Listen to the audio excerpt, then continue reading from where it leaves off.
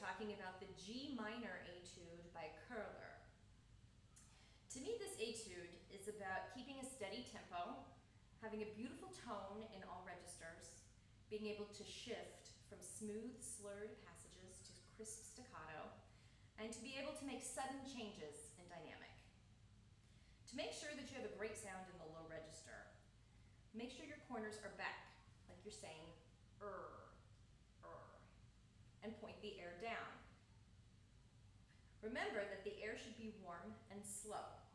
When you shift quickly between the registers, remember to adjust your airspeed and direction so that you immediately get your best tone.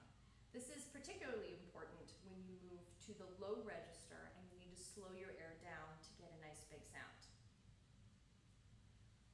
So I'm going to demonstrate. So for the low register, you want to have your corners back, right around your eye teeth, and you want to be pointing the air down into the flute more.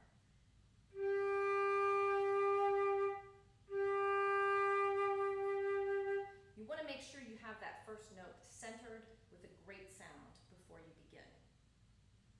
You should begin practicing this etude in 3.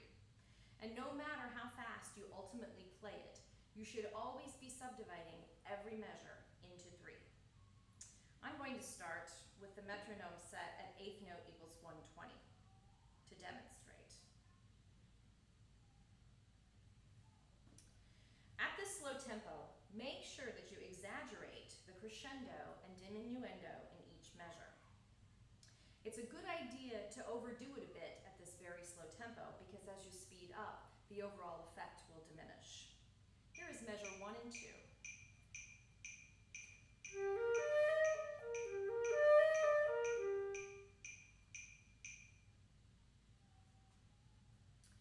In measure 6 and 7, you have an accent on a low E. In order to achieve this, as you're blowing, you just need to do an extra huh with your air.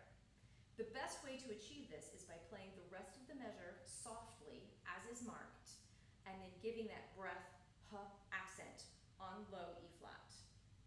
Remember to keep your air slow and warm, or you will overshoot the octave.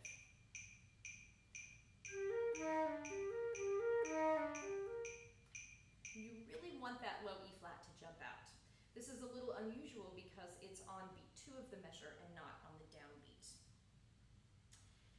In measures 17 and 18, you have alternating piano and forte dynamics. Make sure that you practice them each individually before you put them together. So I'm going to practice in 17 and 18, I'm going to practice just the forte first. And then I'm really going to work to get a beautiful sound on the piano.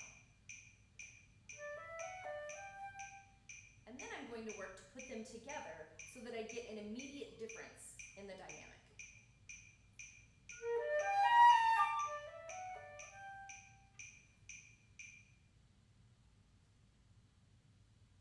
The same goes for measures 33 through 37. This is a little different now because the loud notes are in your low register and the softer notes are higher this time. Remember, in the low register, you want to be very loose and open to get that big sound. I will practice the forte first.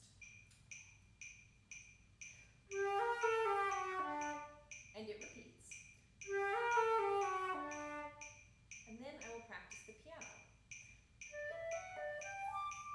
And it's very difficult to play that high D in tune. It loves to be flat. So remember to lift your air on it. And now we'll put them together.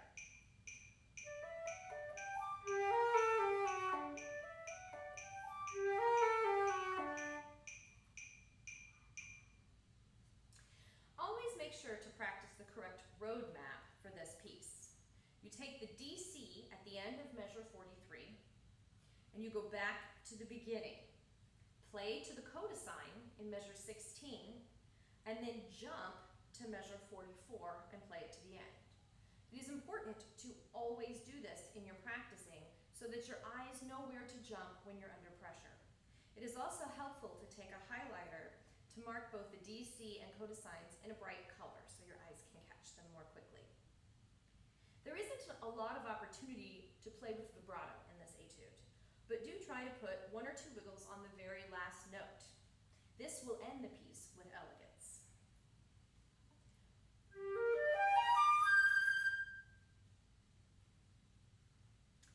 Tempo. There is no actual marked tempo in the music. To me, the ideal tempo is dotted quarter note, somewhere between dotted quarter equals 60 and dotted quarter equals 69. If it gets much faster, you will not be able to bring out the accents and dynamics convincingly. Always choose the tempo where you can play every measure perfectly in a rhythmically controlled manner. This piece is all about drama. Each accent or sudden dynamic change contributes to the excitement. The energy that you put into all of the little details, the more your judge will enjoy.